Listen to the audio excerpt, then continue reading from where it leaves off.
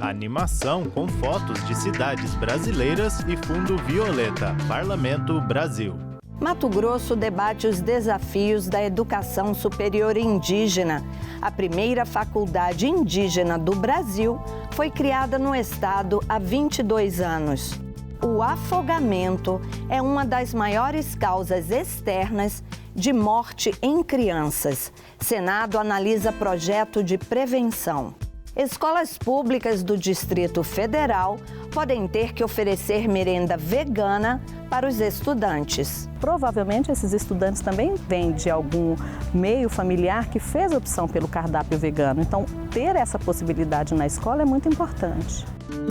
Homem plantando e criança segurando frutas da horta. Oi, pessoal. Eu sou Andréa Alves e este é o Parlamento Brasil. Um programa feito em parceria com as TVs legislativas de todo o país.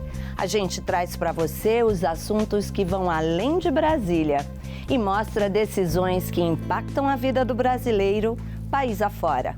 Vamos lá? Animação com construção antiga ao fundo. Giro pelo Brasil. Você sabia que a primeira faculdade indígena do Brasil foi criada em Mato Grosso em 2001? Andréa Alves. Pois é, nesses 22 anos, a FAIND já formou mais de 500 profissionais.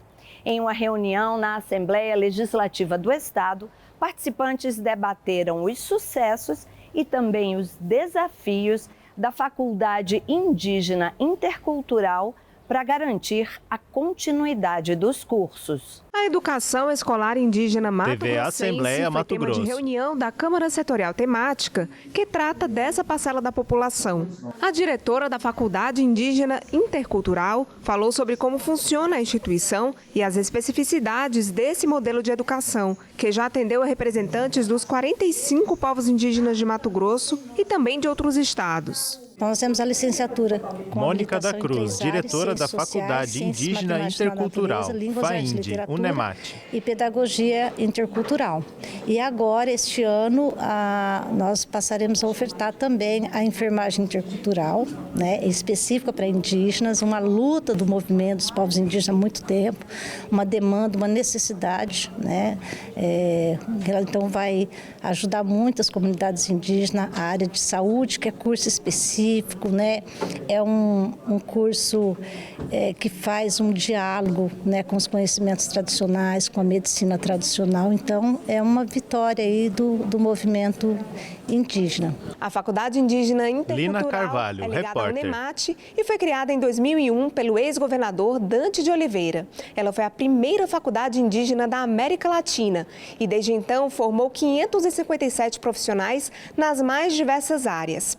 De lá para cá, o pioneirismo da educação escolar indígena mato-grossense continuou em diversas ações, mas os desafios ainda são muitos. A falta de investimentos por parte do Estado é a maior dificuldade enfrentada pelo segmento da educação indígena. Hoje o maior desafio da universidade é em relação a recurso, porque como é uma modalidade diferenciada, a gente carece, né, necessita de recurso externo. Então, o ideal seria que se tornasse uma política de Estado, que esse recurso fosse garantido para que a oferta desses cursos fosse de forma contínua, né, de acordo com a demanda das comunidades. Hoje eles têm uma necessidade de formação na área de administração, por exemplo. Direito também é uma demanda, eles querem também, né, curso de agronomia. Gilmar Coloisomai é recém-formado em Artes e Linguagens pela Faculdade Indígena Intercultural. Para ele, o acesso à educação é um dos principais instrumentos de luta dos povos indígenas. A gente não tem como fugir. Gilmar Coloisomai, né, estudante da Parese. sociedade em volta, e a gente precisa acompanhar esse mundo também que tem à nossa volta, né? Assim, a volta de leis, direitos, essas coisas. A gente, como indígena, tem que saber para a gente conseguir sobreviver, né, das coisas em volta que está acontecendo, né? Então, acho que a única saída que nós temos como indígena é ter uma formação, é ter uma educação, né? O presidente da Câmara Setorial Temática reforçou o compromisso da CST para que as demandas dos povos indígenas sejam atendidas. Tem muito Deputado estadual Carlos Avalone, PSDB, presidente da CST das causas indígenas. Sensibilizado também com o potencial dos indígenas no sentido de como eles estão preparados. Eles conhecem realmente, sabem o que eles querem e o que nós precisamos fazer, ouvir-os mais. E a Câmara Setorial está para isso e tenho certeza que nós vamos avançar muito.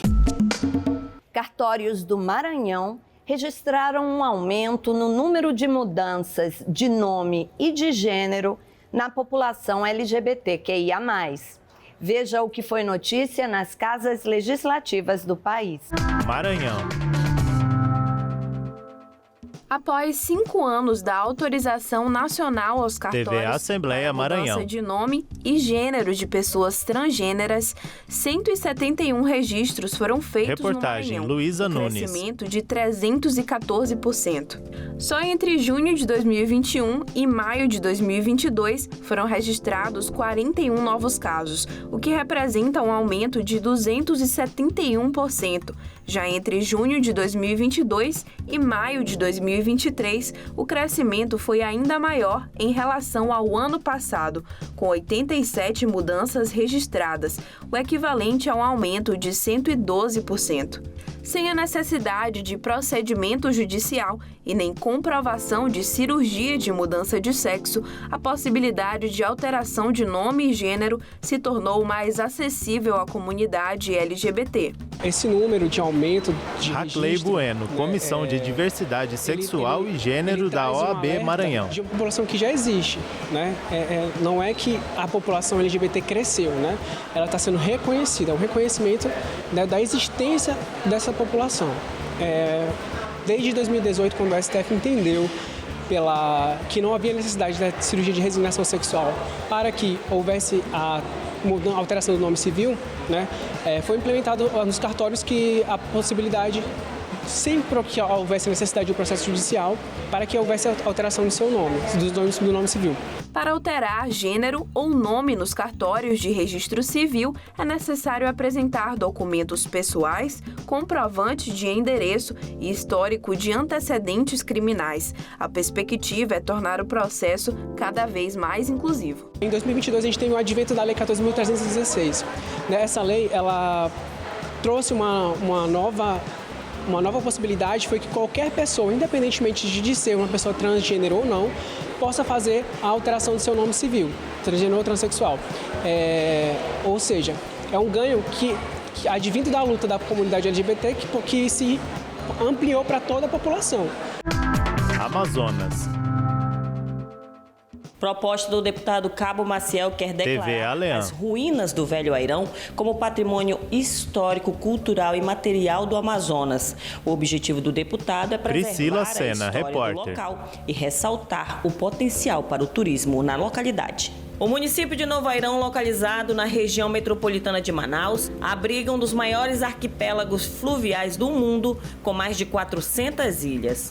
A região também se destaca por hospedar uma das mais famosas cidades fantasmas do país, as ruínas do Velho Airão. Airão foi uma das cidades mais importantes do Médio Rio Negro, na época dos colonizadores portugueses até a Segunda Guerra Mundial. Momento de crescimento econômico em função do látex da Amazônia para a fabricação de pneus e materiais cirúrgicos. Com o fim da guerra, os ingleses passaram a comprar o látex de sua colônia na Malásia. Situação desfavorável para os produtores amazonenses que não estavam preparados e, como Airão era um ponto de captação e distribuição do material, a cidade faliu. Com a decadência do ciclo da borracha, por volta de 1950, os moradores passaram a abandonar a cidade quando surgiu a lenda das formigas de fogo, que, segundo a história, também foi um dos fatores que mudou a sede do município para onde hoje é Novo Airão, deixando para trás uma cidade fantasma, as conhecidas Ruínas de Velho Airão, que foram tombadas em 2005 e após esse período abandonadas. Para garantir a proteção e preservação do que resta das construções e artefatos que asseguram a história, a cultura e a memória do povo da região, o deputado Cabo Maciel apresentou na Assembleia um projeto de lei que declara as ruínas de Velho Airão como patrimônio histórico e cultural imaterial do Amazonas. Segundo o deputado, a iniciativa visa proteger e preservar o local, que tem potencial turístico e de valor imensurável para a memória histórica do Estado. O projeto tramita nas comissões da Casa. Paraná. Desde 2015, o uso de animais domésticos TV para Assembleia o do Paraná. de experimentos e testes de produtos cosméticos, de higiene pessoal e perfumes é proibido no Paraná. Agora, uma resolução normativa do Conselho Nacional de Controle de Experimentação Animal amplia a medida, proibindo a prática em todos os animais vertebrados, com exceção para os seres humanos. Autor da lei estadual, o deputado Ricardo Arruda, do PL, destaca que usar um animal para qualquer tipo de experiência é desumano e anuncia a proposta de ampliar as proibições. Usar um animal para teste é Deputado estadual Ricardo Arruda, PL, sofre, autor da lei. Fica estressado, fica com problemas ao longo da vida e leva à morte também. Então, é uma crueldade. Em 2015, nós aprovamos a lei de minha autoria que proíbe o uso de animais para testes de laboratório, para uso de produtos de cosméticos, higiene pessoal, perfumes. Então, no Paraná a lei foi sancionada, está em vigor, tem uma multa pesada se alguém descumprir.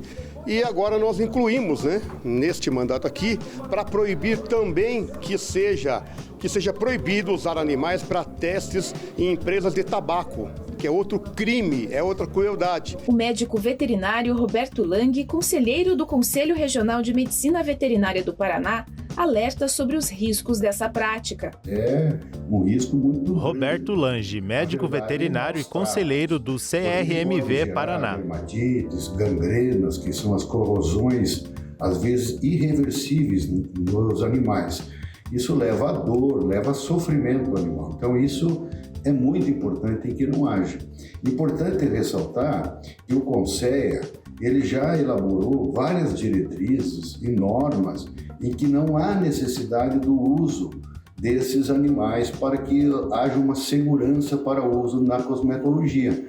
Então, nós podemos fazer hoje a utilização de cultivos celulares, que é um processo da engenharia genética muito avançado, até de órgãos e tecidos de animais que se destinam ao consumo humano para alimentação, e que se pode fazer sem a utilização do animal vivo, o que gera, obviamente, uma proteção para esses animais. Eu acho fundamental, então, que nós reforcemos essas atitudes, e não há mais a necessidade de submeter um animal a maus tratos por conta da elaboração de perfumes, cremes e afins. No Paraná, quem for flagrado usando animais em testes fica sujeito a multa que pode ultrapassar os 6 milhões de reais em valores de março de 2023 e suspensão temporária do alvará de funcionamento. Já produtos produzidos em outros estados ou fora do país que sejam comercializados no Paraná precisam indicar na embalagem se realizam testes em animais. A Lei Estadual 18.649 de 2015 determina que a indicação sobre a embalagem deve ser precisa e de forma ostensiva, permitindo a identificação imediata da prática. Além de proteger os animais, a lei tem grande impacto econômico, já que produtos classificados como cruelty-free têm maior valor agregado. Outra prática proibida no estado é a criação de animais exclusivamente para a extração da pele. A Lei Estadual 18.714 de 2016 inclui animais domésticos ou domesticados, nativos, exóticos e silvestres. Quem for flagrado mantendo animais para essa finalidade está sujeito a multa e cassação do registro em caso de reincidência. Animação de cor violeta e o Palácio do Congresso ao fundo, direto do Congresso. Uma das maiores causas de morte acidental em crianças é o afogamento. Em praias, piscinas e até baldes e bacias. A Comissão de Direitos Humanos do Senado debateu a prevenção do afogamento infantil, com a regulamentação de medidas de segurança para piscinas e campanhas de conscientização. 16 brasileiros morrem afogados a cada dia. 4 são crianças. Dos 10 anos à idade adulta, os afogamentos acontecem mais em águas naturais, como rios, represas e praias. Crianças com 9 anos ou menos se afogam mais em piscinas e nas residências. E na faixa de 1 a 4 anos, o afogamento é a primeira causa de morte. A Comissão de Direitos Humanos recebeu especialistas em afogamento para debater medidas de prevenção e todos concordam que o primeiro passo é a informação. O afogamento representa uma tragédia. Senador Eduardo Gomes, PL Tocantins, assim, autor do PL 1944 de 2022. Desse perigo. Nesse sentido, para dar maior destaque a esse grave problema de saúde pública, iremos propor a criação do Dia Nacional de Prevenção do Afogamento Infantil, a ser celebrado na mesma data em que ocorreu o falecimento da menina Susan. Susan Delgado morreu afogada aos 2 anos de idade em casa, quando uma visita deixou o portão da piscina aberto. O pai virou ativista para evitar mais mortes como a dela. A dor... Alex Ferrarini Delgado, fundador do projeto Susan Forever. São segundos, senador, segundos. Uma criancinha como a minha, um pulmãozinho desse tamanho, se afoga em 10 segundos. Mas se nós fizermos uma campanha de educação a nível nacional, as pessoas vão saber que é a primeira causa de morte, que é em segundos, ou que a sua criança vai morrer, ou que a sua criança vai virar um vegetal pro resto da vida. Ou você acorda agora, ou pode acontecer com você. Todos nós somos responsáveis. Alexandro Simões Silva, guarda-vidas e gestor de segurança aquática. Um índice alarmante que só tende a crescer, que só vai poder ser evitado, só vai poder reduzir através da prevenção. O guarda-vidas chora todos os dias. Muitas crianças se afogam a poucos metros de um adulto e nem precisa de muita água. A maior parte, infelizmente, das mortes... Tatiana Bedran, fundadora do projeto Volta Pra Mim. Ocorre também em baldes, em bacias. Basta uma lâmina d'água, dependendo da idade dessa criança, para ela se afogar. A minha unidade atendeu há mais ou menos um mês atrás uma criancinha de 2 anos e meio que foi vítima de afogamento numa bacia dentro de casa. Além da atenção total dos pais perto d'água e de equipamentos de segurança nas piscinas, é importante ensinar as crianças a nadar e se virar dentro d'água o mais cedo possível. Essa já é uma garota que passou Raquel Eusébio Correia, especialista em segurança e sobrevivência aquática. Dorsal. Nisso, as vias respiratórias ficam a salvo. Senador Paulo Paim, PT Rio Grande do Sul, presidente da CDH. Acho que a gente conseguiu aqui demonstrar a importância da prevenção. Senador Isalci Lucas, fato, PSDB Distrito Federal, relator do PL 1944 de 2022. Poeira e lama. Assim era Brasília na época da construção no final dos anos 50. Os candangos, pioneiros da nova capital, foram homenageados numa sessão solene aqui na Câmara dos Deputados. A história da construção da capital federal no Planalto Central em apenas 3 anos é motivo de orgulho e reconhecimento por parte dos brasileiros. Reportagem Eduardo Cupertino. Em homenagem aos pioneiros da construção de Brasília, alguns dos candangos que, atendendo ao chamado de JK, vieram para o Centro-Oeste ajudar a construir a nova capital do Brasil, contaram um pouco de como foram esses 1.112 dias. Cheguei na Vila Planalto com 20 anos de idade, a minha vida foi toda aqui na construção da Vila Planalto, de Brasília, vindo do Palácio da Alvorada para cá, para morar aqui, e construímos a vila. E estou aqui até hoje. Eu sou Meia Araújo, nasci em Penedo, Alagoas, morei em Minas alguns anos e vim para Brasília no final de 1959.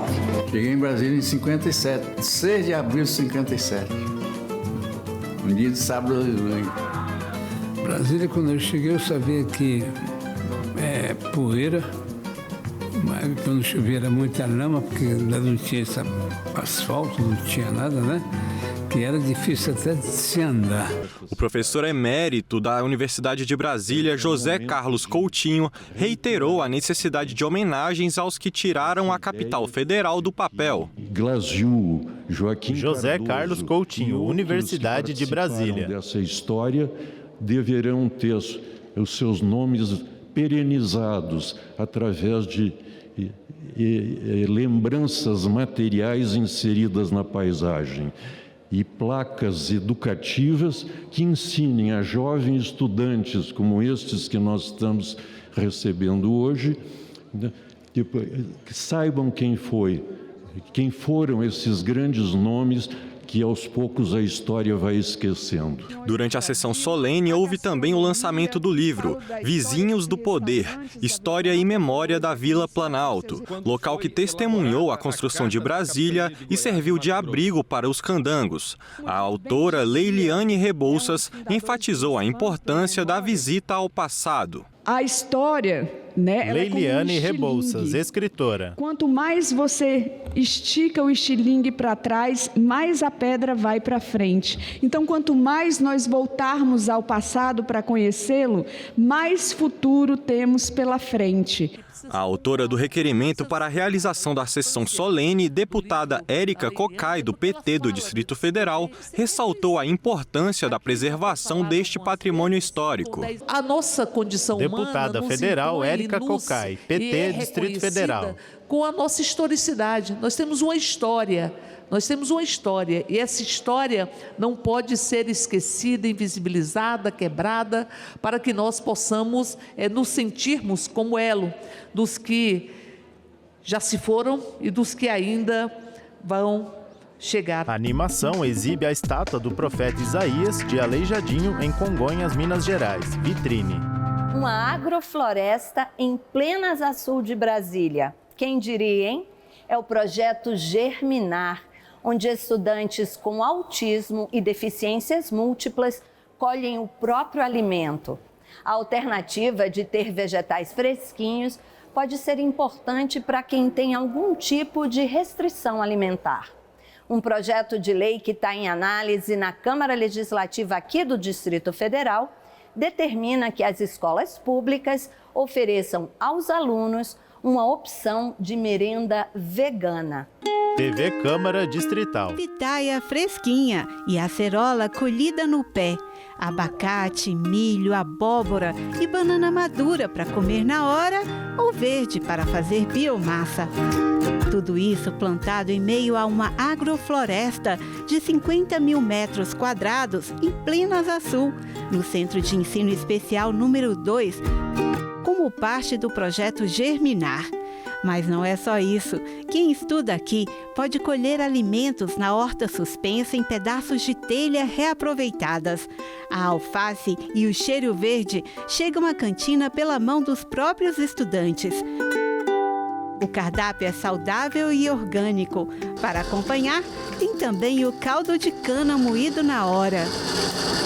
Então, as crianças participam ativamente da Adriana produção. Almeida, coordenadora Eles plantam, pedagógica. Eles acompanham o crescimento.